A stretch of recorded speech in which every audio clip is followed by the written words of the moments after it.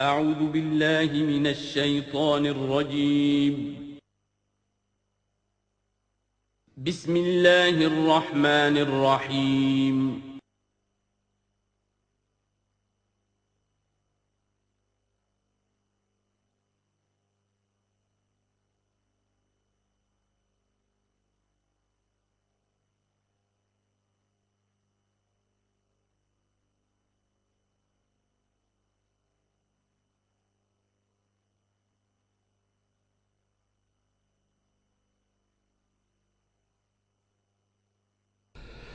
نحمده ونصلي على رسوله الكريم اما بعد فاعوذ بالله من الشيطان الرجيم بسم الله الرحمن الرحيم سبحان الذي يسرى بعبده ليلا من المسجد الحرام إلى المسجد الأقصى الذي باركنا حوله لنريه من آياتنا إنه هو السميع البصير وآتينا موسى الكتاب وجعلناه هدى لبني إسرائيل ألا تتخذوا من دوني وكيلا ذرية من حملنا مع نوح إنه كان عبدا شكورا صدق اللہ العظیم۔ اس سے پہلے کہ ہم سورہ بنی اسرائیل کا ترجمہ شروع کریں، سورہ نحل کے آخری حصے میں ایک بڑی عظیم آیت آئی تھی کہ جس کے حوالے سے کسی قدر وضاحت ہونی چاہیے، لیکن چونکہ اس وقت میں چاہتا تھا کہ وقت کے اندر اندر اس کا ترجمہ مکمل ہو جائے تو میں اس وقت رکا نہیں۔ یہ آیت نمبر 125 ہے سورہ مبارکہ کی، ادعو الی سبیل ربک بالحکمت والموعظۃ الحسنۃ وجادلھم باللتی ہی احسن۔ اصل میں اس میں دعوت اسلامی اور دعوت دین کے 3 مختلف لیولز کا تذکرہ ہے۔ عام طور پر اس کو ایک ہی چیز سمجھ کر لوگوں نے ترجمہ بھی کیا ہے، وضاحت بھی کی ہے، لیکن دقت نظر سے جائزہ لیا جائے تو چونکہ انسانوں میں مختلف قسم کے انسان ہیں تو دعوت و تبلیغ کے بھی اسی اعتبار سے مختلف گوشے کہہ لیجئے، مختلف لیولز کہہ لیجئے۔ مثلا یہ کہ انسانوں میں ایک چھوٹی بڑی ہی مائنیوٹ مائنورٹی ہوتی ہے جن کو ہم انٹیلیجنسیا کہتے ہیں۔ یہ وہ لوگ ہیں کہ جو عقل سے کام لیتے ہیں، کسی بات کو قبول کرتے ہیں تو پہلے عقل سے سمجھتے ہیں تب قبول کرتے ہیں، جذبات سے نہیں۔ اور یہ کہ کسی شے کو رد کرتے ہیں تو دلیل سے کرتے ہیں، اگر قبول کرتے ہیں تو دلیل سے، رد کرتے ہیں تو دلیل سے۔ یہ انٹلیکچوئل مائنورٹی آپ اسے کہیں یا انٹیلیجنسیا کہیں، یا یہ کہ اس کے لیے برین ٹرسٹ بھی ایک لفظ ہے کہ ہر معاشرے کے اندر اس طرح کے لوگ ہوتے ہیں، اور یہ ہوتے بہت کم ہیں تعداد میں، لیکن ڈیسائسو ہوتے ہیں۔ اس معاشرے کا جو بحیثیت مجموعی رخ ہے وہ یہ معین کرتے ہیں۔ عوام کی حیثیت جو ہے وہ ایسے ہے جیسے ایک انسان کے جسم میں ہاتھ پاؤں ہیں، اعضاء و جوارے ہیں، لیکن جو حیثیت ایک انسان کے جسم میں دماغ کی ہے وہ اس برین ٹرسٹ کی ہوتی ہے، انٹیلیجنسیا کی۔ یہ طبقہ جو ہے اس کو دعوت جو دی جائے تو ظاہر بات ہے کہ وہ واعظ سے نہیں، جذباتی نہیں، بالحکمہ، پختہ باتیں، عقلی دلائل، محکم باتیں، وہ حکمت جس کے بارے میں فرمایا گیا وَمَن یُؤْتَ الْحِکْمَةَ فَقَدْ أُوتِیَ خَیْرًا کَثِیرًا، سورہ بقرہ میں ہم پڑھا ہے۔ اور وہ حکمت کے جو 3 جگہ پر حضور صلی اللہ علیہ وسلم کی جو تعلیم و تربیت ہے اس کے مراحل میں سب سے اونچا مرحلہ بیان ہوا ہے، یتلو علیہم آیاتہ ویزکیہم ویعلمہم الکتاب والحکمہ۔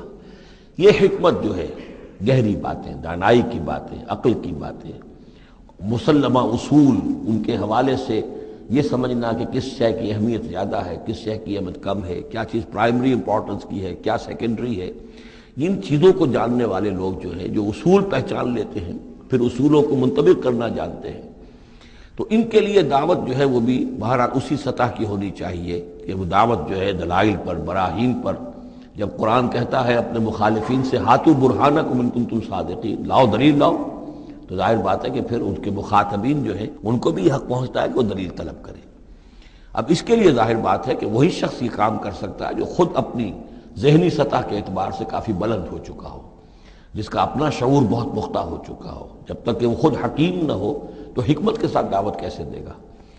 لیکن ایک ہے عام سطح لوگوں کی، عام لوگ جو ہیں جن کے دماغوں میں اس طرح کے کوئی فطور نہیں ہوتے، کوئی وہ عقل کی چھلنی لگی ہوئی نہیں ہوتی، ان کے جذبات جو ہے اچھے، اگر جذبات اچھی بات کہی جائے تو جذباتی طور پر بھی اپیل ہو جاتی ہے۔ یوں سمجھیے کہ دل جو ہے ان کے کھلے ہیں، کھلی کتاب کے مانند ہیں، آپ جو چاہیں لکھ دیجئے، جیسے کھلی صاف سلیٹ ہے، اس پر آپ نے جو چاہا لکھ دیا۔ ایسے لوگوں کے لیے یہ ہے کہ موعظۃ الحسنہ، ایک بات جو ہے اچھی بات ہو، خلوص سے ساتھ کہی جائے، وہ شخص یہ محسوس کرے کہ جو بات یہ کہہ رہا ہے مجھ پر دھونس نہیں جمانا چاہتا، اپنے علم کا روب نہیں ڈالنا چاہتا، بلکہ یہ در حقیقت میری خیر خواہی کی وجہ سے، مجھ سے نفرت نہیں کرتا، میری تحقیر نہیں کر رہا ہے، جو یہ مجھ سے کہہ رہا ہے وہ خلوص سے کہہ رہا ہے۔ از دل خیزت بر دل ریزت، دل سے بات نکلے گی اور دل پہ جا اترے گی، یہ ہے موعظہ حسنہ۔ عوام الناس کے لیے دعوت جو ہے وہ اس لیول کے اوپر ہوتی ہے، وہ زیادہ عقلی اور منطقی اور بحثیں اور ان کے سامنے فلسفے کی جو ہے وہ کتابیں کھول کر آدمی بیٹھ جائے تو یہ گویا کہ ان پر ظلم ہے، یہ ان کے لیے تکلیف مالا یطاق ہے۔ تو سب سے اوپر کا لیول ہے ادع الی سبیل ربک بالحکمہ، پھر ہے والموعظۃ الحسنہ عوام کے لیے۔ نمبر 3 وہ ہوتے ہیں کچھ لوگ معاشرے کے اندر کہ جو لوگوں کو گمراہ کرنے پر تلے ہوتے ہیں۔ مثلاً عیسائی مشنریز ہیں، انہیں تو خرچے ملتے ہیں، ان کے تنخواہیں ہیں، ان کے بجٹس ہیں، بڑی بڑی حکومتوں کی طرح کے بجٹ ان کے ہیں، ان کی ٹریننگ اس لیے ہو رہی ہے، انہیں خاص خاص ایشوز کے اوپر ٹرین کر کے بھیجا جاتا ہے مناظرہ کرنے کے لیے۔ قادیانیوں کا نظام ہے، بہائیوں کا نظام ہے، ان کے لیے یہ ہے کہ لوگوں کو ٹریننگ دے کر وہ مجادلے کے لیے، مناظرے کے لیے، بحث کے لیے، اس کے لیے ان کو تیار کیا گیا ہوتا ہے۔ یہ بات مان کر دینے والے نہیں ہوتے، آپ خلوص کے ساتھ ان سے بات کریں گے تو وہ در حقیقت وہ تو یوں سمجھیے کہ ادھار کھائے بیٹھے ہوتے ہیں اس پر کہ انہوں نے بات نہیں ماننی، بلکہ یہ کہ لوگوں کو گمراہ کرنا، ان کے ساتھ جدال کرنا پڑتا ہے، جو جھگڑنا بھی پڑتا ہے، بحث بھی کرنی پڑے گی۔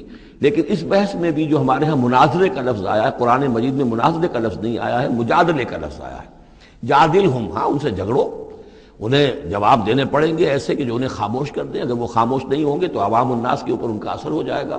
لیکن اس مجادلے میں بھی تمہارا اپنا اخلاقی معیار برقرار رہنا چاہیے، نیچے نہ اترو، گالم گلوچ پر نہ آ جاؤ، بہت گھٹیا انداز اختیار نہ کر لو، بلکہ جیسے کہا گیا کہ ان کے معبودوں کو گالیاں نہ دینی شروع کر دو، بلکہ یہ کہ ان میں بھی ہمیں آداب، اس کے اندر بھی آداب کو ملحوظ رکھتے ہوئے۔ تو یہ 3 لیولز ہیں، ادع الی سبیل ربک بالحکمۃ والموعظۃ الحسنۃ وجادلہم بالتی احسن۔ اب اس میں ہر ایک کے لیے پھر تیاری کرنی ہوگی۔ قادیانیوں سے مباحثے کرنے کے لیے ظاہر بات ہے عام آدمی نہیں کر سکتا جب تک کہ ان اسپیشل ایشوز کے اوپر اس کو صحیح جو ہے اس کو تعلیم نہ دے دی گئی ہو، اس کے اوپر تربیت نہ ہو گئی ہو۔ اور اسی طریقے سے جو بہائیوں نے کوئی مسائل اٹھائے ہوئے ہیں، منکرین حدیث نے کوئی اٹھائے ہوئے ہیں، تو اس طرح کے لیے جو ہے یہ 3 لیولز ہیں، ان کو سمجھ لیجیے۔ اب آئیے ہم سورہ بنی اسرائیل کی طرف چل رہے ہیں۔ یہ قرآن مجید کے وسط میں 2 عظیم خزانے ہیں حکمت قرآنی کے، سورہ بنی اسرائیل اور سورۃ الکہف، اور یہ نہایت حسین و جمیل جوڑا ہے۔ ان میں جوڑے ہونے کی جو نسبتیں ہیں، نسبت زوجیت، کیا کیا مشابہتیں ہیں، کس کس اعتبار سے کمپلیمنٹری ہیں، وہ تو ظاہر بات ہے کہ میں شروع میں زیادہ وقت نہیں لے سکتا، یہ تو دوران جب ہم ترجمہ کریں گے، پڑھیں گے، بات واضح ہو جائے گی۔ لیکن 1-2 موٹی موٹی باتیں دیکھ لیجئے۔ اس سورت کا آغاز ہو رہا ہے سبحان الذی اسریٰ بعبدہ، اللہ کی تسبیح کے ساتھ۔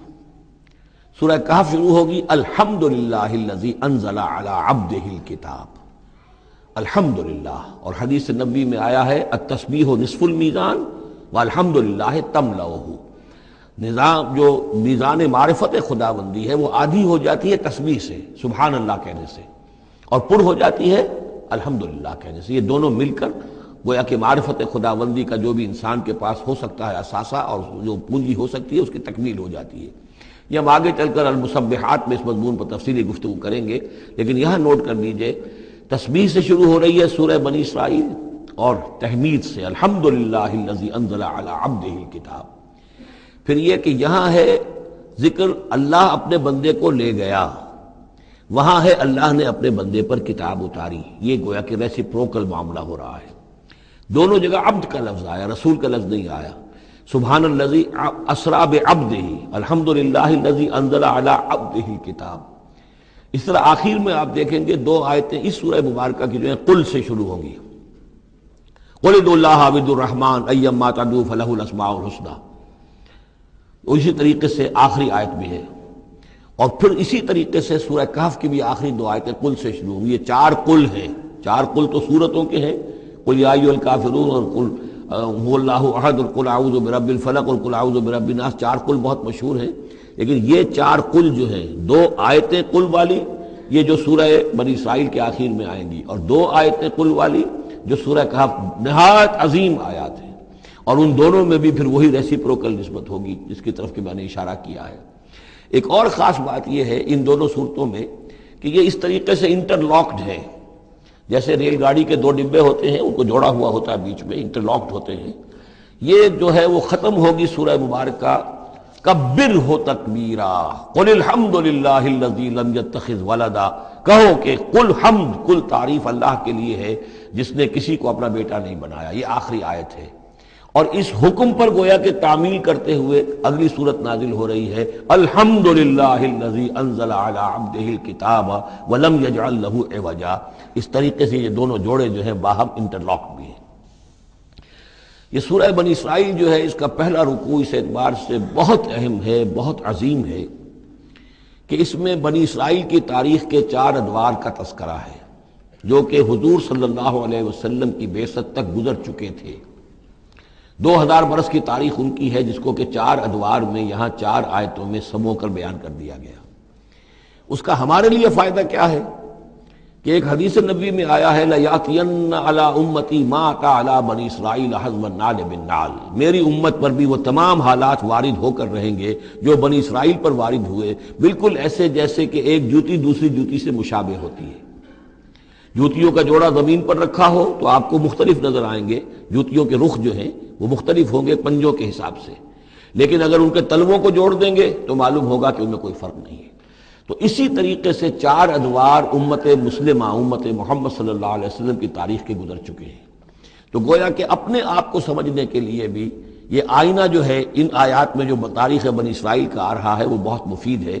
چنانچہ اس پر میں نے مضمون لکھا تھا، وہ پھر پہلے تو اب چھپتا ہے چھوٹی شکل میں، وہ کتابچہ ہے تنظیم اسلامی کا تاریخی پس منظر، اور اس کے بعد ایک بڑی کتاب بھی اب آ چکی ہے، سابقہ اور موجودہ مسلمان امتوں کا ماضی، حال اور مستقبل، اردو میں وہ کتاب بھی موجود ہے جو اس موضوع پر ہے۔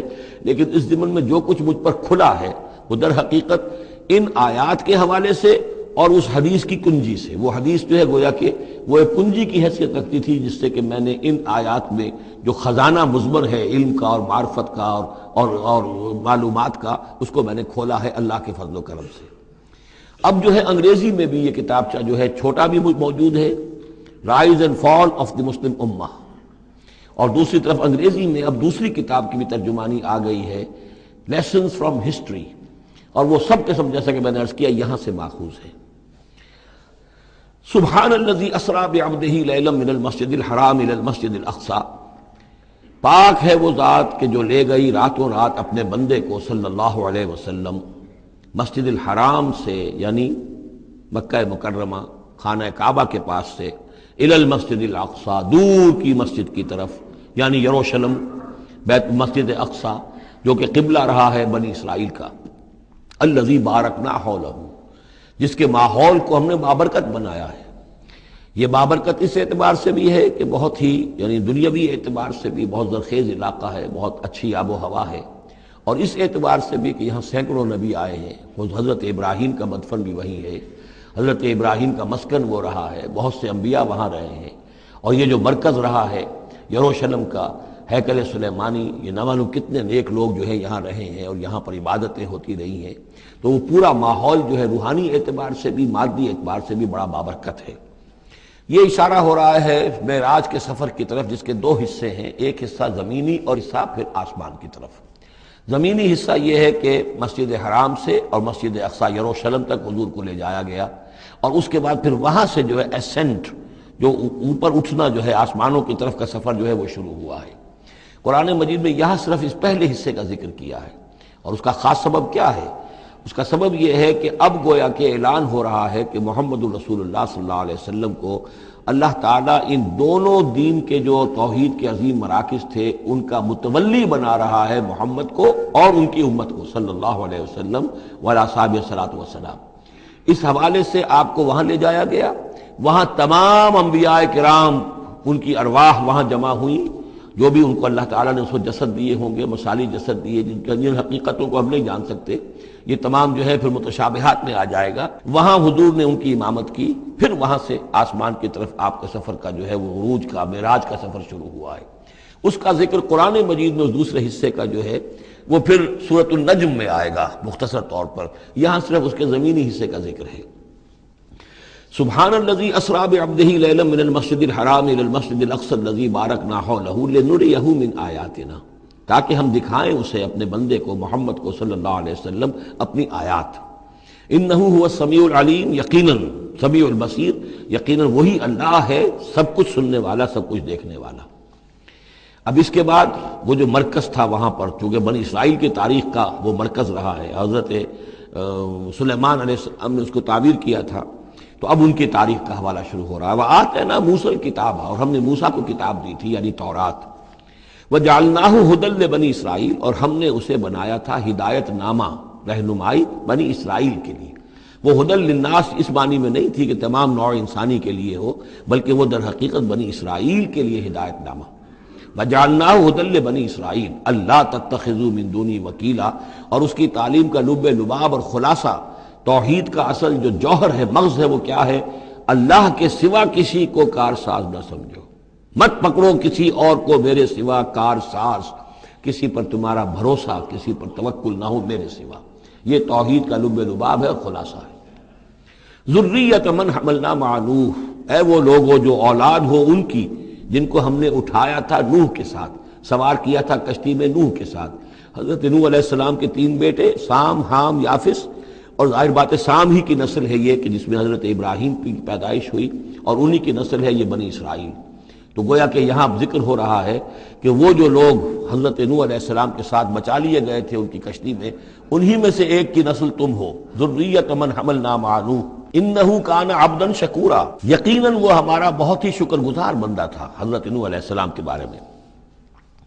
وقضینا الی بنی اسرائیل فی الکتاب لتفسدن فی الارض مرتین، اور ہم نے یہ پہلے ہی متنبہ کر دیا تھا بنی اسرائیل کو کتاب میں کہ 2 مرتبہ تم زمین میں بڑا فساد مچاؤ گے، وَلَتَعْلُنَّ عُلُوًّا كَبِيرًا، اور بہت ہی تم سرکشی کرو گے، بہت بڑی سرکشی کرو گے۔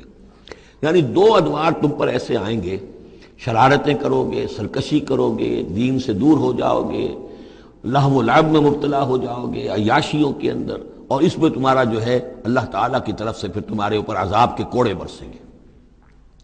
اب یہاں پہ بٹوین دی لائن یہ ہے کہ اس سے پہلے ان کا ایک دور آیا کہ جس کے اندر ان کو اللہ تعالیٰ نے ان پر رحمتیں فرمائیں، کیونکہ ہم کچھ چیزیں پڑھ چکے ہیں تاریخ بنی اسرائیل کے ضمن میں، وہ ذہن میں رکھیے۔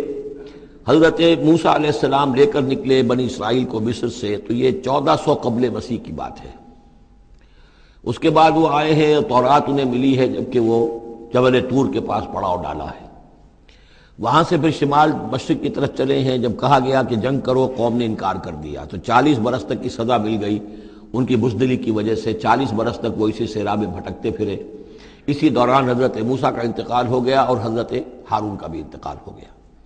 لیکن پھر صحرا میں جو نسل پیدا ہوئی وہ پلی بڑھی، وہ ہمت والی تھی، مشقت دیکھی ہوئی تھی اس نے پھر جنگ کی اور جہاد کیا۔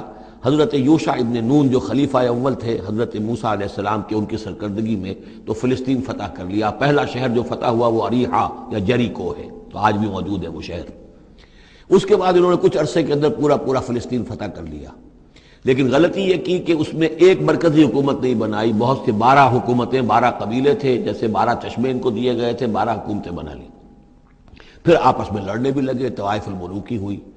تو آس پاس کے جو مشرک اور کافر قومیں تھیں سیریا وغیرہ میں اور آس پاس اردن کے رہنے والی، انہوں نے پھر جو ہے ان کے اندر ریشہ دوانی شروع کی، اور ایک دور یہ آیا کہ اس میں ان کو بہت سے لوگوں کو اپنے گھروں سے نکال دیا گیا، اور وہ لوگ بڑی زوال سے دوچار ہو گئے۔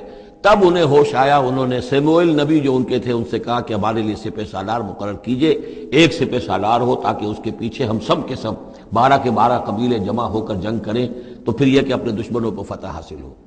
یہ وقفہ تقریباً 300 برس کا ہے، جس کے بعد وہ جنگ ہوئی ہے طالوت اور جالوت کی، اور حضرت طالوت نے جالوت کو قتل کیا۔ پھر حضرت داؤد منظر پر آ گئے، پھر طالوت، حضرت داؤد اور حضرت سلیمان، یہ 3 ان کی حکومتیں ہیں تقریباً 100 برس پر پھیلی ہوئی۔ 16 برس طالوت کے، 40 برس حضرت داؤد کے، 40 برس حضرت سلیمان کے۔ یہ گویا کہ ان کی خلافت راشدہ ہے۔ جیسے ہمارے یہاں حضرت ابوبکر کا دور مختصر ہے، پھر حضرت عمر، پھر حضرت عثمان رضی اللہ تعالی عنہم، تو یہ مل کر جو ہمارے ہاں بنتے ہیں 24 برس 3 خلافتوں کے، ان کے ہاں یہ 100 برس کا عرصہ ہے۔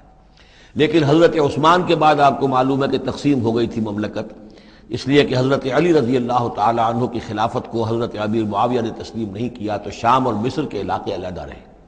بالکل اسی طرح ہوا وہاں پر بھی کہ حضرت سلیمان کے بعد ان کے 2 بیٹوں میں جو مملکت تقسیم ہو گئی، ایک شمالی مملکت تھی جس کا نام اسرائیل تھا اور سامریہ اس کا دارالخلافہ تھا، ایک جنوبی تھی یہودا اور وہ اس کا جو ہے یا یروشلم اس کا دارالخلافہ۔ تو اس طریقے سے 2 ملک یہ بن گئے۔ یہ زمانہ ان کا ابھی عروج کا بہرحال ہے، کچھ کئی 100 برس ان کے عروج کے گزرے، پھر ان میں خرابیاں آئیں، پھر ان کے اندر شرک، مشرکانہ اوہام آ گئے، دنیا پرستی آ گئی، شریعت کا مذاق بنانا ہو گیا معاملہ، تو پھر ان پر زوال آیا۔ پہلا زوال جو آیا، پہلے اسیرینز نے شمالی مملکت جو تھی اسرائیل کی اس کو ختم کر دیا۔ یہ کوئی ختم کیا انہوں نے اس سے کافی پہلے 700-800 برس قبل حضرت مسیح کے۔ اس کے بعد جو اصل آیا ہے نبوکڈ نظر جو نمرود تھا عراق کا، اس کا حملہ ہوا 587 قبل مسیح میں، انہوں نے یروشلم کو برباد کیا، 6 لاکھ کو قتل کیا، 6 لاکھ کو قیدی بنا کے لے گیا، اور یہ کہ یروشلم میں 2 اینٹیں سلامت نہیں رہنے دیں، اور ہیکل سلیمانی کو مسمار کر دیا۔ یہ ان کا بدترین دور آیا۔ تقریباً 125 برس یہ کیپٹیوٹی میں رہے بیبیلونیا میں، 6 لاکھ کو ہانک کر لے گیا وہاں پر، بدترین دور۔ تو پہلا عروج اس کا جو کلائمیکس تھا وہ طالوت اور داؤد اور سلیمان کا دور حکومت، اور پہلا زوال جس کا یوں سمجھیے کہ سب سے نیچے کی پوزیشن یہ ہے جو کیپٹیوٹی کا دور ہے ان کا۔ اس کے بعد حضرت عزیر علیہ السلام ان میں آئے، اللہ نے بھیجا، انہوں نے دعوت اصلاح توبہ کی منادی کی، پھر یہ لوگ کچھ ٹھیک ہوئے۔ ادھر یہ کہ ایران نے حملہ کیا تھا عراق پر اور ان کو آزاد کر دیا تھا کہ جاؤ تم، کہ خورس نے، ذوالقرنین نے، کہ تم جاؤ اور جا کر اپنا شہر دوبارہ آباد کر لو، تو یہ پھر آ گئے، حضرت عزیر کے ساتھ ہو کر آئے ہیں۔ تو یہ تقریباً 458 قبل مسیح میں پھر یہ دوبارہ آئے ہیں۔ تو یہ سمجھیے کہ 125 برس تک یہ جو شہر ہے اجڑا پڑا رہا ہے۔ اسی دوران میں حضرت عزیر کو اللہ تعالیٰ نے 100 برس کے لیے سلائے بھی رکھا ہے، وہ موت ان پر طاری کر دی تھی جو سورہ بقرہ میں ہم پڑھ کر آئے ہیں۔ یہ سارے واقعات کو آپ سمجھ لیجئے کہ یہ علیحدہ علیحدہ ٹکڑے جو ہم نے پڑھے ان کو جوڑ لیجئے۔ بہرحال پھر ان کے اندر یہ کہ ایک نیکی کی تحریک چلی، پھر ان کے اندر لوگوں نے توبہ کی، پھر اللہ نے انہیں دوبارہ ایک عروج عطا کیا، مکابی سلطنت قائم ہوئی، اور وہ جہاں تک دنیاوی حدود ہیں، زمینی حدود، وہ حضرت سلیمان کی مملکت سے بھی بڑی تھی۔ یہ ان کا دوسرا دور عروج ہے۔ لیکن پھر ان کے اندر زوال آیا، پھر خرابی آئی، پھر وہی دنیا پرستی، وہی عیاشیاں، وہی بدماشیاں، وہی مشرکانہ اوہام۔ اس کے نتیجے میں پھر ان پر جو کوڑے پڑے ہیں وہ پہلے تو پڑے ہیں یونانیوں کے ہاتھوں، سکندر مقدونی نے پہلے فتح کیا ان کو، پھر سلیوکس جو اس کا اس سے پہ سالار تھا وہ ان پر حکمران رہا ہے۔ اس کے بعد یہ ہے کہ پھر رومنز آ گئے، رومنز نے ان کو فتح کر لیا، ان کی حکومتیں چلتی رہیں۔ یہ دوسرا دور ہے۔ اس دور میں پھر یہ ہے کہ رومن ہی کے ہاتھوں سن 70 عیسوی میں دوبارہ یروشلم تباہ و برباد ہوا، 1,33,000 یہودی ایک دن میں قتل کیے، پھر دوبارہ وہ ٹیمپل یا ہیکل سلیمانی جو دوبارہ تعمیر کر لیا تھا حضرت عزیر کے بعد، پھر وہ مسمار کر دیا گیا، اور وہ آج تک مسمار پڑا ہوا ہے۔ اور گویا کہ حضور صلی اللہ علیہ وسلم کی بعثت کے وقت 500 برس ہو چکے تھے اس کو مسمار ہوئے ہوئے۔ سن 70 عیسوی میں وہ مسمار ہوا، اور 571 میں حضور کی پیدائش ہے، یعنی آپ کی پیدائش بھی پورے 500 برس بعد ہوئی ہے، جبکہ یہ رومیوں کے ہاتھوں ہیکل سلیمانی تباہ و برباد کر دیا گیا تھا۔ یروشلم میں پھر کوئی متنفس نہیں رہا، لیکن یہ کہ بعد میں جو ہے اس کے اندر ان کو یہاں سے نکال باہر کیا گیا، ان کا ڈائسپورا شروع ہو گیا۔ وہ ڈائسپورا اس صدی کے شروع میں ختم ہوا ہے، وہ پھر میں بعد میں بات کروں گا۔ یہ ساری داستان بڑی اہم ہے، اس لیے کہ یہ سابقہ امت مسلمہ ہے۔ یہ وہ امت مسلمہ ہے جس کے ہاں 1400 برس تک نبوت رہی، جس کے ہاں 3 کتابیں نازل ہوئی ہیں، جن کے بارے میں قرآن میں 2 جگہ ہے کہ یا بنی اسرائیل اذکروا نعمتی التی انعمت علیکم وانی فضلتکم علی العالمین، میں نے تمام جہان والوں پر تمہیں فضیلت دی ہے۔ تو اسی طریقے سے پھر ان کو معزول جب کرنے کے بعد ہم سامنے آئے ہیں تو حضور نے بتایا وہی کچھ تم پر بھی ہوگا اور وہی کچھ ہم پر بھی ہوا ہے۔ ہمارا بھی پہلا عروج عربوں کی زیر قیادت تھا، پھر زوال آیا، پہلے پٹائی ہوئی کروسیڈرز کے ہاتھوں، پھر جو پٹائی ہوئی ہے، بڑی پٹائی جو ہوئی ہے وہ ہوئی ہے پھر ہلاکو اور چنگیز کے ذریعے سے، فتنہ تاتار۔ اس کے بعد پھر جو ہے وہ قیادت بدل گئی، عربوں کی قیادت کے بجائے ترکوں کی قیادت آ گئی. وہ وہی لوگ جنہوں نے لاکھوں کروڑوں مسلمان قتل کیے پھر وہ ایمان لے آئے، اسلام لے آئے. انہی کے ذریعے یہ مختلف حکومتیں بنی، ترکان تیموری اور ترکان صفوی اور ترکان سلجوقی اور ترکان عثمانی. لیکن اس کے بعد پھر ان پر بھی زوال آیا. وہ ہم نے دیکھ لیا اس صدی میں گریٹ اوٹومان امپائر جو ہے اس صدی کے شروع میں ختم ہو گئی. اور ہم پر بھی جو دوسرا جو دور آیا عذاب کا وہ یورپ کی قوموں کے ذریعے سے آیا. کہیں انگریز آ گئے، کہیں فرانسیسی آ گئے، کہیں اطالوی آ گئے، کہیں اسپینیئرز آ گئے، کہیں ڈچ آ گئے. تو جیسے کہ یہودیوں پر بھی دوسرا عذاب جو آیا تھا وہ گریکس اور رومنز کے ہاتھوں، اسی طریقے سے مسلمانوں پر بھی دوسرا زوال کا دور جو آیا ہے وہ یورپین کولونیل پاورز کے ہاتھوں آیا. ہم نے یہ طے کر دیا تھا، پہلے ہی سنا دیا تھا بنی اسرائیل کو کہ تم اپنی تاریخ میں 2 مرتبہ بہت فساد مچاؤ گے اور بہت سرکشی کرو گے. فَإِذَا جَاءَ وَعْدُ أُولَاهُمَا، جب ان دونوں میں سے پہلے وعدے کا وقت آ گیا، بَعَثْنَا عَلَيْكُمْ عِبَادًا لَنَا أُولِي بَأْسٍ شَدِيدٍ، ہم نے تم پر مسلط کر دیے اپنے ایسے بندے جو بڑی سخت جنگ کرنے والے، بڑے سخت جنگجو تھے. فَجَاسُوا خِلَالَ الدِّيَارِ، تو وہ تمہاری آبادیوں میں، ملکوں میں گھس گئے. وَكَانَ وَعْدًا مَفْعُولًا، اور وہ وعدہ جو اللہ کا تھا وہ پورا ہو کر رہا. یعنی جب تم شرارت کرو گے، جب تم دین سے برگشتہ ہو جاؤ گے، جب تم اللہ کی کتاب کو اور اللہ کے قانون کو جو ہے وہ مذاق اور ہنسی بنا لو گے تو پھر تم پر ہمارے عذاب کے کوڑے پڑیں گے. یہ میں بتا چکا ہوں.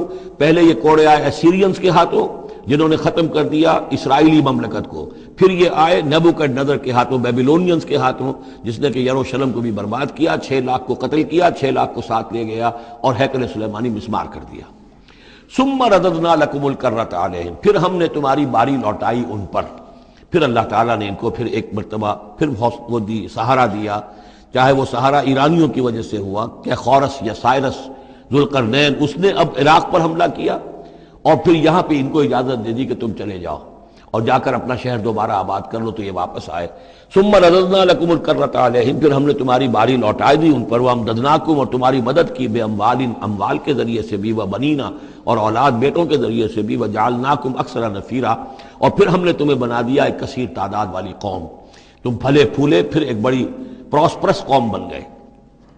ان احسنتم احسنتم لانفسکم، تم نے اگر کوئی بھلائی کمائی تو اپنے نفس کے لیے بھلائی کمائی، اپنے لیے کمائی، اپنے فائدے کے لیے. وَإِنْ أَسَأْتُمْ فَلَهَا، اور اگر کوئی برا کام کیا تو وہ بھی اپنے لیے کیا، اس کا وبال تم پر دنیا میں بھی آیا اور آخرت میں بھی اس کا عذاب آئے گا. فَإِذَا جَاءَ وَعْدُ الْآخِرَةِ، جب وہ دوسری مرتبہ کی وہ سرکشی اور تمرد اور شیطنت تمہاری اور تمہارا جو ہے دین سے برگشتگی کا دور آیا تو دوسرے وعدے کا وقت آیا. لِيَسُوءُ وُجُوهَكُمْ، یہاں وہ الفاظ محذوف سمجھیے. بَعَثْنَا عَلَيْكُمْ عِبَادًا لَنَا أُولِي بَأْسٍ شَدِيدٍ، وہ گویا کہ الفاظ یہاں ریپیٹ نہیں کیے گئے. دوبارہ پھر ہم نے تمہارے اوپر ایسے زوردار لوگوں کو مسلط کیا. لِيَسُوءُ وُجُوهَكُمْ، تاکہ وہ تمہارے چہروں کو بگاڑ دیں، تمہارے حلیے بگاڑ دیں. وَلِيَدْخُلُوا الْمَسْجِدَ كَمَا دَخَلُوهُ أَوَّلَ مَرَّةٍ، اور وہ داخل ہوں مسجد میں، یعنی مسجد اقصیٰ میں، ہیکل سلیمانی میں، جیسے کہ وہ داخل ہوئے تھے پہلی مرتبہ. جیسے بے حرمتی کی تھی بیبیلونینز نے بیت المقدس کی اور ہیکل سلیمانی کی، ایسی ہی بے حرمتی پھر کی ہے ٹائٹس رومی نے سن 70 عیسوی میں اس ہیکل کی بھی، اور ہیکل کو مسمار کر دیا. لِيَدْخُلُوا الْمَسْجِدَ كَمَا دَخَلُوهُ أَوَّلَ مَرَّةٍ وَلِيُتَبِّرُوا مَا عَلَوْا تَتْبِيرًا، اور یہ کہ تباہ و برباد کر دیں ہر اس شے کو جس کے اوپر بھی ان کو اختیار اور قبضہ حاصل ہو جائے. عَسَىٰ رَبُّكُمْ أَن يَرْحَمَكُمْ، یہ دور گزر چکے 2000 برس، یعنی ان کا سیکنڈ جو سمجھیے کہ زوال کی انتہا تھی وہ چلی آ رہی تھی 500 برس سے محمد الرسول اللہ صلی اللہ علیہ وسلم کی بعثت کے وقت تک. ایک عروج، ایک زوال، پھر عروج، پھر زوال، اور زوال کو 500 برس ہو گئے تھے جبکہ حضور کی بعثت ہوئی اور یہ قرآن نازل ہوا. ان حالات میں کہا جا رہا ہے عسیٰ ربکم ان یرحمکم، تمہارا رب اب بھی تم پر رحم فرمانے کو تیار ہے، ممکن ہے کہ تمہارا رب تم پر رحم کرے.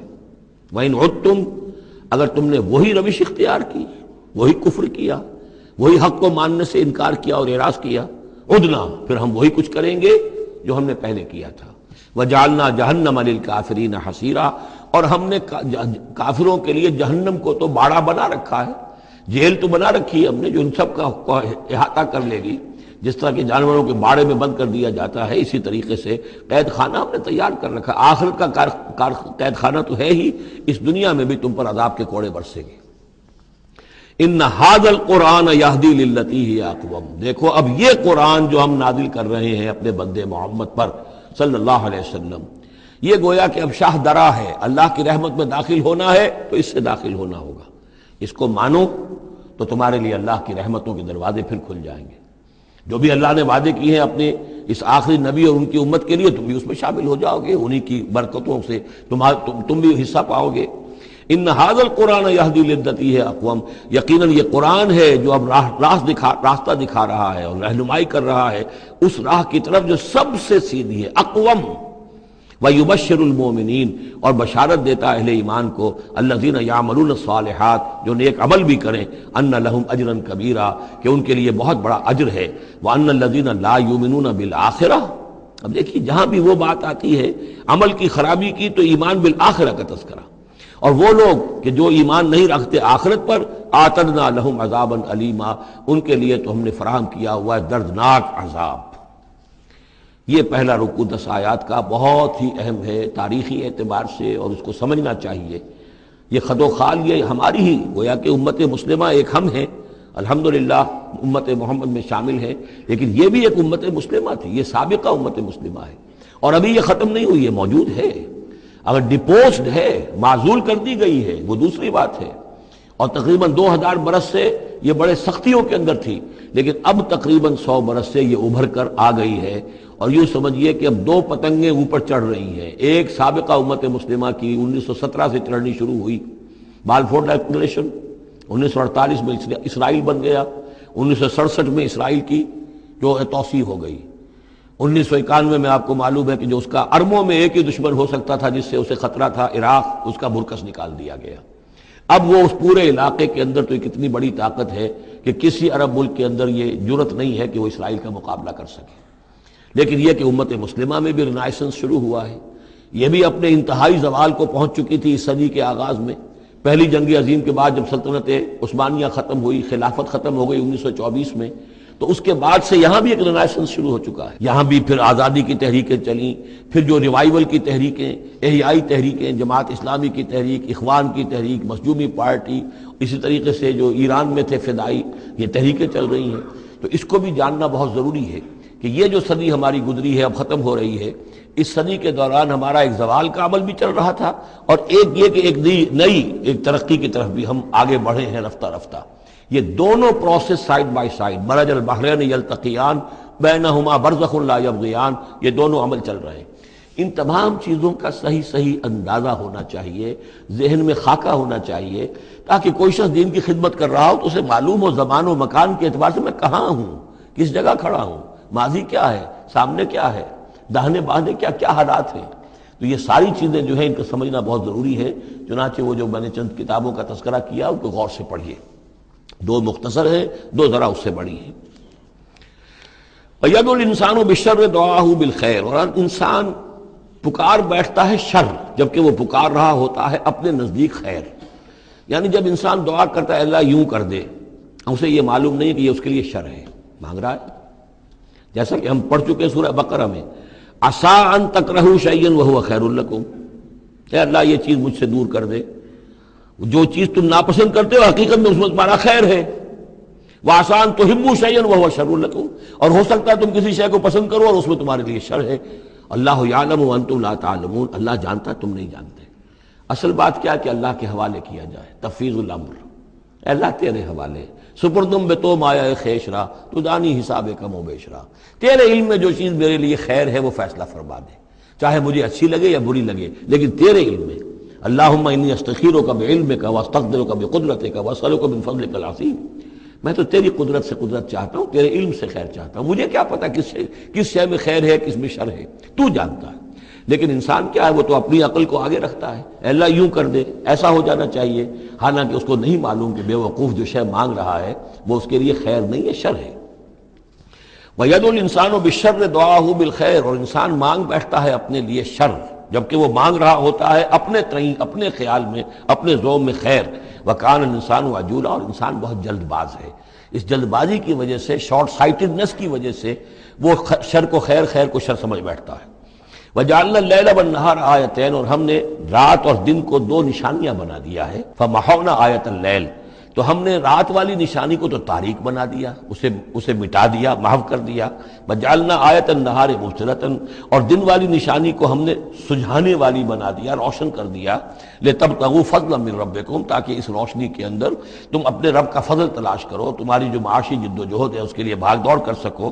ولتعلموا عدد السنین والحساب، اور دن اور یہ رات کا جو فرق ہے اور تفاوت ہے، الٹ پھیر ہے، اسی سے پھر ہم نے یہ نظام بنا دیا کہ تم حساب کر سکو سالوں کا، اور یہ سارا جو تمہارے نظام الاوقات ہے، ایک دن ایک رات ایک دن ہو گیا، پھر ایک دن ایک رات، اس طرح بڑھتے بڑھتے پھر ہفتہ بنتا ہے، جو پھر اس کے بعد جو ہے وہ مہینہ اور سال.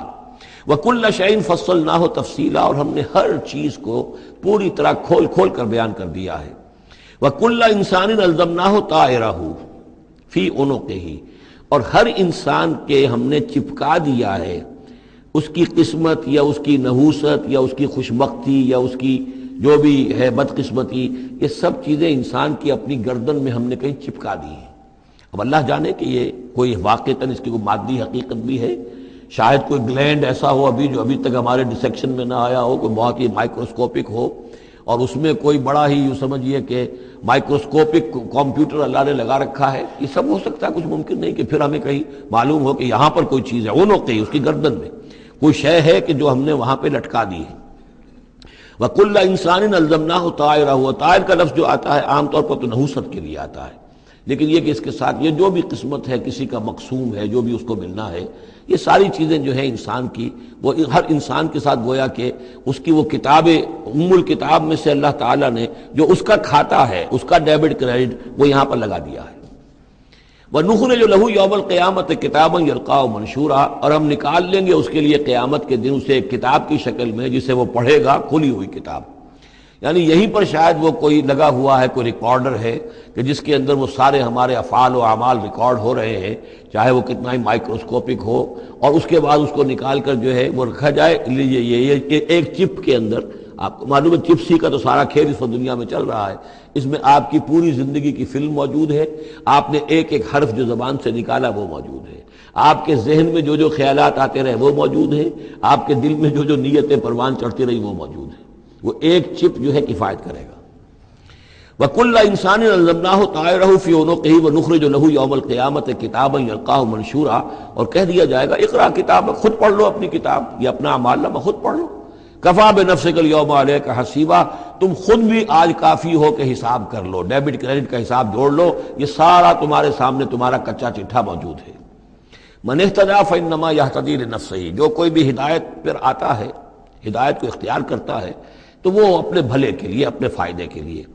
وَمَنْ ضَلَّ فَإِنَّمَا يَضِلُّ عَلَيْهَا، اور جو گمراہ ہوتا ہے تو ظاہر بات ہے وہ اپنے اوپر ہی اس کا وبال لے گا. گمراہ ہوتا ہے اپنے اوپر، اپنے خلاف، اپنے اوپر ہی وبال لے گا. وَلَا تَزِرُ وَازِرَةٌ وِزْرَ أُخْرَىٰ، اور دیکھو نہیں ہوگی کوئی جان اٹھانے والی کسی اور کے جان کے بوجھ کو. ہر ایک کو اپنا بوجھ خود اٹھانا ہے. جو بھی آپ کے اعمال کا انبار ہے وہ آپ کے کندھوں پر ہوگا، کوئی اور نہیں اٹھا سکے گا. وما كنا معذبين حتى نبعث رسولا ومن ضل ولا تزر وازرة وزر اخرى وما كنا معذبين حتى نبعث رسولا. یہ میں نے پہلے بھی حوالہ دیا تھا. آج یہ اللہ کی سنت رہی ہے کہ کسی قوم کے اوپر عذاب ہلاکت، عذاب استیصال، چھوٹے عذاب تو آتے رہتے تھے، لیکن یہ کہ بڑا عذاب جس سے کہ قوم کو نسیہ منسیہ کر دیا جائے، جیسے قوم نوح اور قوم ہود اور قوم صالح پر آئے وغیرہ، ان کے بارے میں اللہ کا قانون یہ ہے کہ جب تک رسول کو نہ بھیج دیا جائے، رسول حق کا حق ہونا واضح نہ کر دے، کوئی اشتباہ نہ رہے، حق مبرہن ہو جائے، اتمام حجت ہو جائے. رسلا مبشرین و منذرین لئلا یکون للناس علی اللہ حجت بعد الرسل، پھر اس کے بعد عذاب آتا تھا. وما كنا معذبین حتی نبعث رسولا، ہم عذاب دینے والے نہیں رہے ہیں جب تک کہ رسول نہ بھیج دیں. وَإِذَا أَرَدْنَا أَن نُهْلِكَ قَرْيَةً أَمَرْنَا مُتْرَفِيهَا، اور جب ہم فیصلہ کر لیتے تھے کہ کسی بستی کو یا کسی علاقے کے رہنے والوں کو ہلاک کرنا ہے تو پھر ہم کھلی چھوٹ دے دیتے تھے اس کے جو مرفہ الحال لوگ ہوتے تھے، دولت والے، پیسے والے، ان کی رسی دراز کرتے تھے. فَفَسَقُوا فِيهَا، وہ خوب ادھم مچاتے تھے، فسق و فجور، لہو و لعب، عیاشیاں، بدماشیاں، اس کا بازار گرم کر دیتے تھے. فحق علیہ القول، یہاں تک کہ وہ گویا کہ بھٹی پوری طرح دہک جاتی تھی اور وہ بستی یا وہ علاقہ جو عذاب الہی کا پورے طور پر مستحق ہو جاتا تھا. وحق علیہ القول فدمرناها تدمیرا، تو پھر ہم اسے، اس بستی کو اکھاڑ کر پٹخ دیتے تھے، اللہ کی طرف سے عذاب آ جاتا تھا. یعنی یہ بتایا جا رہا ہے کہ عذاب آنے میں سب سے بڑا حصہ جو ہوتا ہے کسی قوم کے سرمایہ داروں کا ہوتا ہے، ان کی رنگ رلیاں، ان کے جو بھی ان کے عیش اور ان کی عیاشیاں اور ان کی بدماشیاں جو ہیں، در حقیقت وہ عوام اگر روک نہیں رہے تو وہ بھی مجرم ہو گئے۔ ہاں جو روکنے والے ہیں، نہیں منکر کرنے والے، ان کو اللہ تعالیٰ بچا لیتا ہے، ورنہ یہ کہ جن لوگوں نے ان کو روکا نہیں، گویا کہ وہ انہی کے حکم میں ہیں۔ وَكَمْ أَهْلَكْنَا مِنَ الْقُرُونِ مِن بَعْدِ نوح، اور کتنی ہی نسلوں اور قوموں کو ہم نے ہلاک کیا ہے نوح کی قوم کے بعد۔ وَكَفَىٰ بِرَبِّكَ بِذُنُوبِ عِبَادِهِ خَبِيرًا بَصِيرًا، اور آپ کا رب کافی ہے لوگوں کے گناہوں سے واقف ہونے کے اعتبار سے، وہ جانتا ہے۔ کفا بربک بذنوب عبادہ خبیرا بصیرا، خبیر اور بصیر ہونے کے اعتبار سے خوب جانتا ہے کس نے کیا کمایا ہے، کس نے کون کون سے گناہ جو ہیں اپنے نامہ اعمال میں درج کرائے ہیں۔ یہ جو اب آیتیں آ رہی ہیں یہ اس موضوع پر، اگرچہ یہ موضوع جو ہے قرآن مجید میں بار بار آتا ہے، لیکن یہ مقام اس موضوع کے لیے ذروہ سنام ہے قرآن کا، چوٹی یہ ہے اس موضوع پر۔ وہ موضوع کیا ہے؟ من کان یرید العاجلۃ عجلنا لہ فیہا ما نشاء لمن نرید، جو کوئی عاجلہ کا طلبگار بنتا ہے، اس دنیا ہی کا طالب ہے، یہیں کا عیش، یہیں کا آرام، یہیں کی دولت، یہیں کا نام، یہیں کی شہرت، یہیں کا اقتدار، بس یہیں کا چاہیے، یہی چاہیے۔ من کان یرید العاجلۃ، جو ارادہ کر رہا ہے اسی کا، عجلنا لہ فیہا، تو ہم جلد دے دیتے ہیں اسے اس میں سے، کچھ دولت دے دیں گے، کچھ اور شہرت دے دیں گے، کچھ دنوں کے لیے وزیر اعظم بنا دیں گے، کچھ اور کر دیں گے، ان کی محنت جو ہے اس کو کسی نہ کسی درجے میں کامیاب کر دیں گے، لیکن دو شرطوں کے ساتھ۔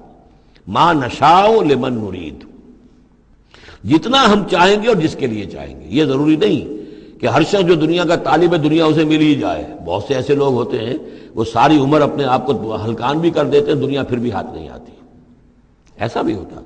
یہ اللہ کا فیصلہ ہوتا ہے، جتنا ہم چاہتے ہیں، جس کو چاہتے ہیں، دنیا میں اس کی محنت کا نتیجہ دے دیتے ہیں۔ من کان یرید العاجلۃ عجلنا لہ فیہا ما نشاء لمن نرید ثم جعلنا لہ جہنم، پھر چونکہ وہ طالب دنیا کا تھا اس میں سے ہم نے انہیں دے دیا جتنا چاہا، پھر اس کے لیے ہم جہنم مقرر کر دیتے ہیں، یصلاھا مذموما مدحورا، اس میں وہ داخل ہوگا مذمت زدہ ہو کر اور دھکے دیے جا کر۔ اب دوسری طرف من اراد الآخرۃ، اب یہ ہے اصل شے جس کو لٹمس ٹیسٹ میں کہتا ہوں۔ ہر شخص اپنے غریبان میں جھانکے میں طالب آخرت ہوں یا طالب دنیا ہوں۔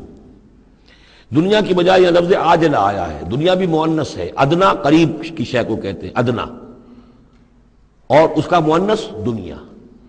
عاجل جلدی والی شے، دنیا جو ہے یہ زندگی نقد ہے اور یہ فوری طور پر ہے، یہاں کی جو راحت ہے وہ بھی نقد ہے، یہاں کی تکلیف ہے وہ بھی نقد ہے، فوری طور پر محسوس ہو جاتی ہے۔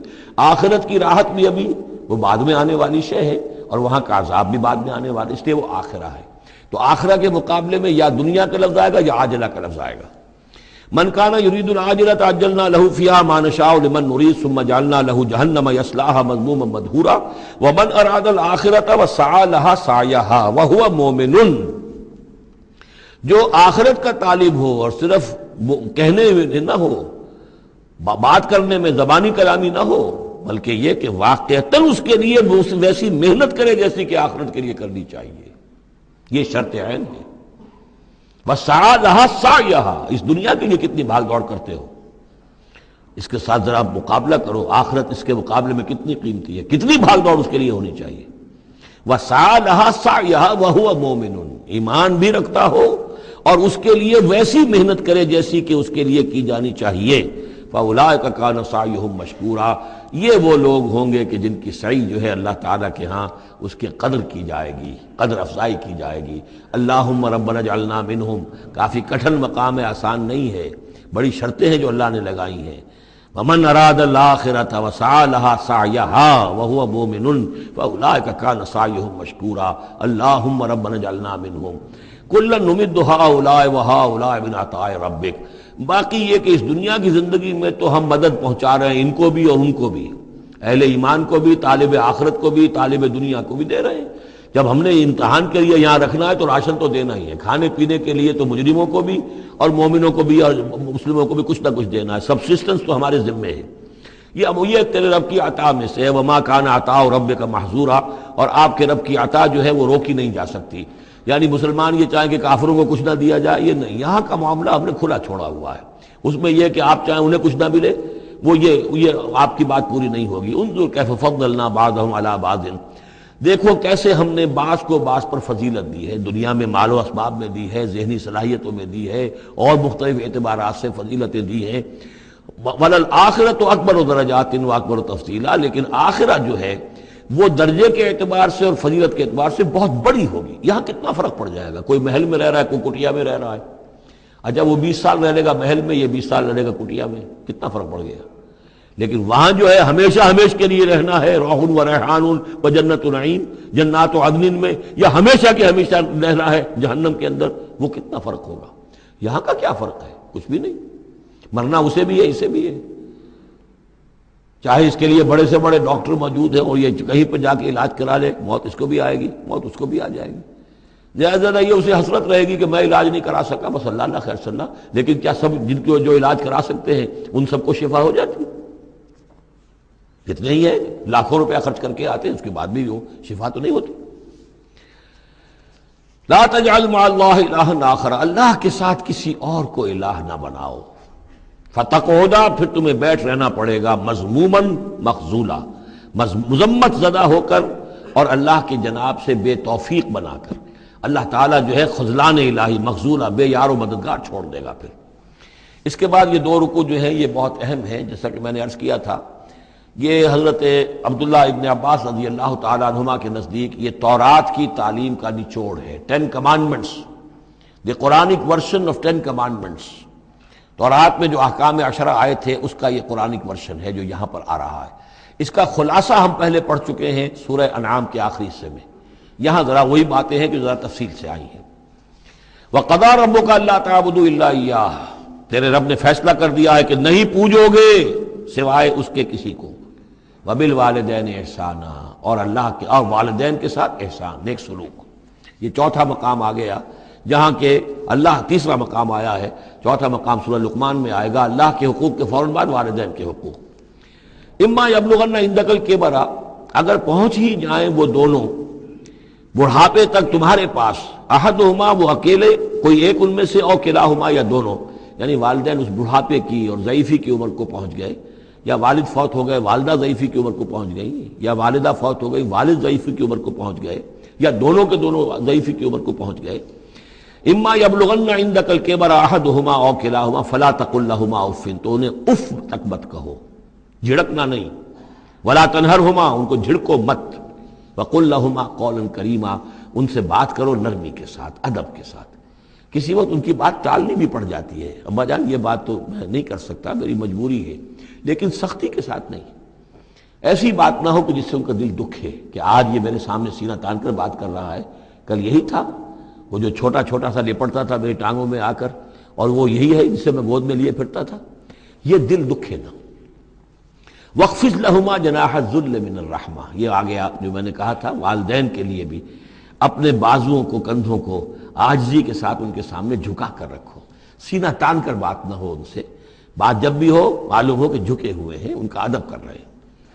وَقُلْ رَبِّ ارْحَمْهُمَا كَمَا رَبَّيَانِي صَغِيرًا، اور دعا کیا کرو کہ اے میرے رب ان پر رحم فرما دونوں پر، جیسے کہ انہوں نے ہمیں پالا، مجھے پالا جبکہ میں چھوٹا سا تھا، میں تو سب سے زیادہ ضعیف تھا، کمزور تھا، میرے لیے غذا کا، میرے آرام کا، مجھے تکلیف ہو تو تڑپتے یہ تھے، تو اے پروردگار اب ان کے احسانات کا میں کیا بدلہ چکا سکتا ہوں، میں تجھ ہی سے درخواست کرتا ہوں کہ جو کچھ احسانات انہوں نے مجھ پر کیے ہیں تو ان کو، ان کے طفیل، تو ان کی خطائیں بخش دے اور ان پر رحم فرما۔ وَقُلْ رَبِّ ارْحَمْهُمَا كَمَا رَبَّيَانِي صَغِيرًا رَبُّكُمْ أَعْلَمُ بِمَا فِي نُفُوسِكُمْ، تمہارا رب واقف ہے خوب جو کچھ تمہارے دلوں میں ہوتا ہے۔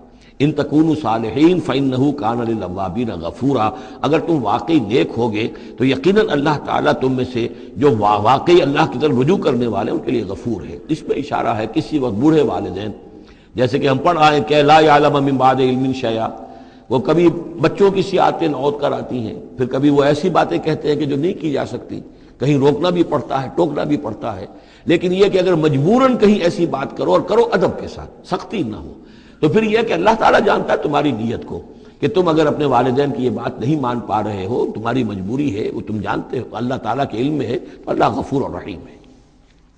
وَآتِ ذَا الْقُرْبَىٰ حَقَّهُ، اور قرابت داروں کو بھی ان کا حق ادا کرو، والمسکین، اور مسکین کو، وابن السبیل، اور مسافر کو، ولا تبذر تبذیرا، اور نام و نمود کے لیے اپنی دولت مت اڑاؤ۔ تبذیر جو ہے اسراف سے بہت بڑا جرم ہے۔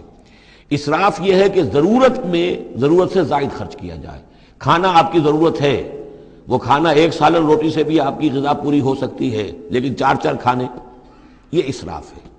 کپڑا آپ کی ضرورت ہے لیکن وارڈروب بھری ہوئی ہیں کپڑوں سے، یہ اسراف ہے۔ جتنے آپ کے لیے لازم ہے، ضروری ہے، وہ رکھیے۔ اور تبذیر یہ ہے کہ بلا ضرورت خرچ کرنا، صرف نام و نمود کے لیے، اپنی دولت کی نمائش کے لیے، شادیوں پر خرچ ہو رہا ہے اور کس قدر ہو رہا ہے، دھوم دھڑکتا ہے، کوئی اس کی ضرورت نہیں ہے۔ یہ ہے تبذیر۔ بلا تبذر تبذیرا، اپنی دولت کو نام و نمود کے لیے مت اڑاؤ۔ ان المبذرین کانوا اخوان الشیاطین، یقیناً یہ مبذرین جو ہیں، یہ فضول خرچی کرنے والے، بیکار دولت اڑانے والے اپنی دولت کی نمائش کے لیے، یہ شیطانوں کے بھائی ہیں۔ یہ کیوں ہے؟ یہ بات جب میری سمجھ میں آئی تھی تو بہت قرآن مجید کے ایک اعجاز کا ایک پہلو مجھ پر منکشف ہوا تھا کہ وہ جو آیت ہم پڑھ چکے سورہ مائدہ میں، شیطان کیا چاہتا ہے؟ انما یرید الشیطان ان یوقع بینکم العداوۃ والبغضاء فی الخمر والمیسر۔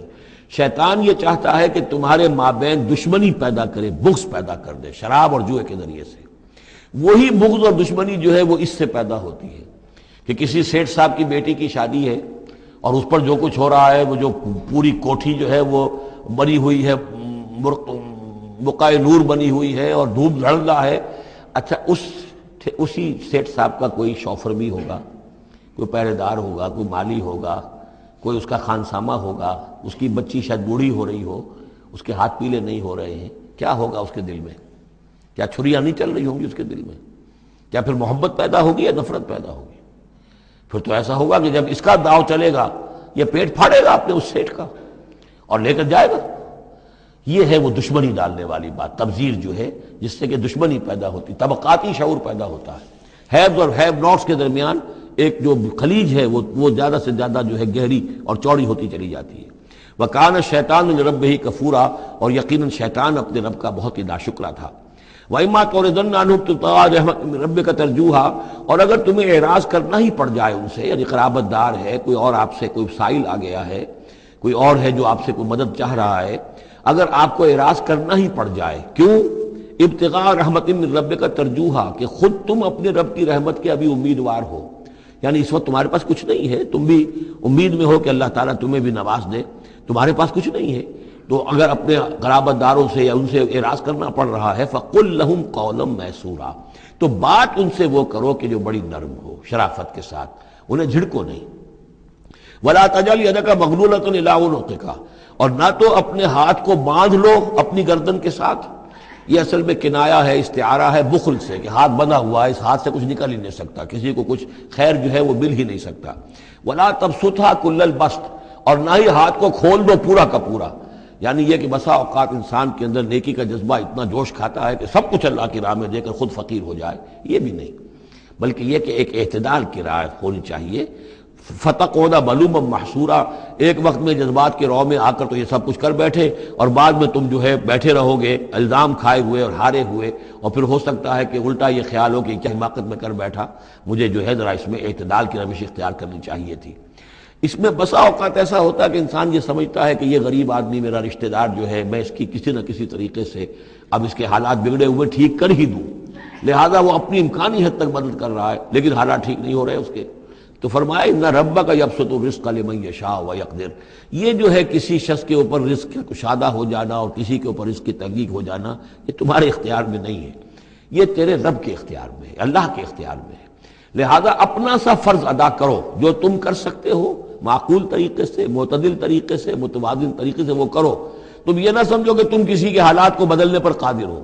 ان ربک یبسط الرزق لمن یشاء ویقدر، یقیناً یہ تو تیرا رب ہی ہے کہ جو کھول دیتا ہے رزق جس کے لیے چاہتا ہے، کشادہ کر دیتا ہے اور تنگ کر دیتا ہے جس کے لیے چاہتا ہے۔ انہ کان بعبادہ خبیرا بصیرا، یقیناً وہ اپنے بندوں کے حق میں اپنے بندوں سے پوری طرح باخبر ہے اور ان کے حالات کو دیکھ رہا ہے۔ ولا تقتلوا اولادکم خشیۃ املاق، اور اپنی اولاد کو قتل مت کرو مفلسی کے اندیشے سے۔ اب یہ جو ہمارے ہاں برتھ کنٹرول کی پوری تحریک ہے پوری دنیا میں، اور مالتھوس صاحب کے زمانے سے یہ تحریک چلی تھی، اور یہ کنٹرول جو ہے آبادی کا، پاپولیشن کنٹرول، تو اگرچہ ہم یہ تو نہیں کہہ سکتے کہ اس کی ساری شکلیں حرام مطلق ہیں، بعض شکلیں اس کی جائز ہیں، اور اس کے لیے ہم صرف یہ کہہ سکیں گے کہ وہ مکروہات میں شامل ہے، لیکن یہ کہ ایک تحریک کی حیثیت سے در حقیقت یہ نفی ہے ایمان کی۔ اللہ پر توکل نہیں ہے، اللہ کے رازق ہونے پر بھروسہ نہیں ہے، اپنے حساب کتاب کو جوڑ رہے ہو، تمہیں کیا پتا اللہ کے خزانے کون کون سے ہیں؟ ابھی کچھ عرصے پہلے ہمیں پتہ ہی نہیں تھا کہ سمندر کے اندر سے کیا کچھ غذا نکل آئے گی اور کتنی عمدہ غذا ہوگی۔ یہ گوشت جو آپ کو سمندر سے ملتا ہے یہ کس قدر عمدہ ہے صحت کے لیے۔ باقی جو گوشت ہم کھاتے ہیں اوپر سے ریڈ میٹ، اس کے اندر کیا کیا ہیزرڈز ہیں اور کیا کیا خرابیاں ہماری صحت کے لیے، اور یہ جو ہے جو ہمیں ملتا ہے سمندر سے یہ کس قدر عمدہ ہے، لحمن طریہ جو ہم پڑھ چکے ہیں، تو معلوم نہیں تھا۔ اسی اعتبار سے جان لیجئے کہ تم اپنی اولاد کو قتل نہ کرو، اگرچہ جو بھی یعنی یوں سمجھیے کہ کنٹراسیپٹیو میتھڈ جو ہیں اس کے اوپر قتل کا اطلاق تو نہیں ہوگا، البتہ یہ کہ اگر باقاعدہ ایبارشن ہوتی ہے تو وہ تو یقیناً قتل ہی کے زد میں آئے گی۔ وَلَا تَقْتُلُوا أَوْلَادَكُمْ خَشْيَةَ إِمْلَاقٍ نَحْنُ نَرْزُقُهُمْ وَإِيَّاكُمْ، ہم ہی ان کو بھی رزق پہنچائیں گے اور تمہیں بھی ہم دیتے ہیں۔ تم سمجھتے ہو کہ تمہیں رزق خود اپنے ذریعے سے مل رہا ہے، یہ رزق ہم نے ہے جو تمہیں دیا ہے۔ إِنَّ قَتْلَهُمْ كَانَ خِطًا كَبِيرًا، یقیناً ان کو قتل کرنا جو ہے بہت بڑی خطا ہے۔ وَلَا تَقْرَبُوا الزِّنَا، اور زنا کے قریب تک مت جاؤ۔ اب یہاں پر یہ نہیں کہا کہ زنا مت کرو، زنا سے تو بہت فاصلے پر رہو، keep at a safe distance. ولا تقربوا الزنا، اس کے قریب تک نہ جاؤ، انہ کان فاحشۃ وساء سبیلا، یقیناً یہ بہت بے حیائی کا کام ہے اور بہت ہی برا راستہ ہے۔ ولا تقتلوا النفس التي حرم اللہ الا بالحق، اور مت قتل کرو اس جان کو، انسانی جان کو جسے اللہ نے محترم ٹھہرایا ہے مگر حق کے ساتھ۔ حق کیا ہے؟ قاتل کو قتل کیا جائے گا، اس کی جان لے لی جائے گی، اس کے قتل کے بدلے خون کے بدلے خون، یا مرتد ہے اس اسلامی ریاست میں اسے قتل کر دیا جائے گا، یا یہ کہ زانی یا زانیہ ہے شادی شدہ اس کو رجم کیا جائے گا، یا یہ ہے کہ اور بھی کوئی قتل کی جو ہے جس کے اوپر یہ کہ عائد ہو جائے، کافر ہے حربی ہے، ہر کافر نہیں، جس کے ساتھ اعلان جنگ ہے اسے قتل کیا جائے گا، یہ ہے بالحق۔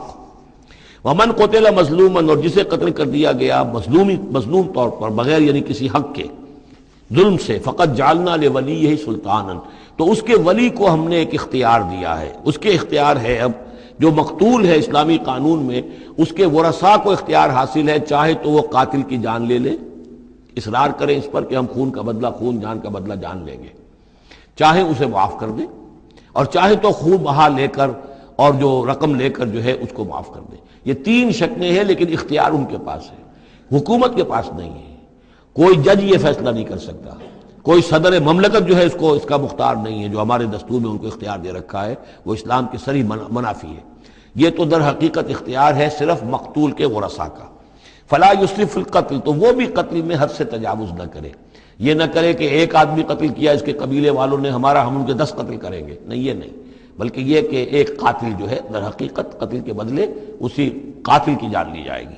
انہو کانا منصورا، اس کی مدد کی جائے گی، یعنی جو بھی مقتول کے ورثاء ہیں ان کی مدد کی جائے گی۔ ریاست کا کام یہ ہے کہ وہ قاتل کو تلاش کرے، قاتل کو پکڑے، مقدمہ چلائے، اس پر ثبوت فراہم کرنا، یہ سارا ریاست کا کام ہے، لیکن مقدمے میں مدعی ریاست نہیں ہے۔ ہمارے ہاں غلطی یہ کہ اسٹیٹ ورسس وہ قانون جو مقدمہ بنتا ہے اس میں مدعی حکومت ہوتی ہے، یہ نہیں ہے، ریاست نہیں ہے، بلکہ مدعی جو ہے وہ مقتول کے ورثاء ہیں اسلام میں قتل کے مقدمات میں۔ ولا تقربوا مال الیتیم الا بالتی احسن، یہ آیت ہم پہلے بھی پڑھ چکے ہیں، اور یتیم کے مال کے قریب تک بھی مت آؤ مگر بہترین طریقے سے، اس کی حفاظت کرو اور اس کو سنبھال کر رکھو، اس کو ضائع نہ کرو، اسے کھانے اور ہڑپ کرنے کی کوشش نہ کرو، حتی یبلغ اشدہ، یہاں تک کہ وہ اپنی پوری قوت کو پہنچ جائے، پوری جوانی کو پہنچ جائے، سمجھ کو پہنچ جائے، بالغ ہو جائے۔ وَأَوْفُوا بِالْعَهْدِ، اور عہد کو پورا کرو، ان العہد کان مسئولا، یقیناً عہد جو ہے معاہدہ جب بھی ہو جائے اس کے بارے میں مسئولیت ہے، اللہ کے ہاں جواب دہی کرنی پڑے گی، باس پرس ہوگی۔ وَأَوْفُوا الْكَيْلَ إِذَا كِلْتُمْ، اور جب بھی تم ماپو تو پورا ماپو، پیمانہ پورا بھرو۔ وَزِنُوا بِالْقِسْطَاسِ الْمُسْتَقِيمِ، جب تولو تو پوری سیدھی ترازو کے ساتھ تولو۔ ذَلِكَ خَيْرٌ وَأَحْسَنُ تَأْوِيلًا، یقیناً یہی بہتر ہے، اور انجام کے اعتبار سے بھی دیانتداری کے ساتھ پورا ناپ کر پورا تول کر اگر تم دے رہے ہو معاملہ، تو پھر جو بقیت اللہ ہے، پھر جو بھی اللہ کی طرف سے تمہیں نفع ہو جائے گا اس میں بہت برکت ہوگی، اس میں بہت خیر ہوگا۔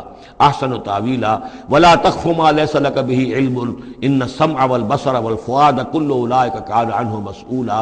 اس آیہ مبارکہ کے بارے میں انشاءاللہ کچھ تفصیل سے مجھے گفتگو کرنی ہے۔ بارک اللہ لی ولکم فی القرآن العظیم ونفعنی وإیاکم بالآیات والذکر الحکیم۔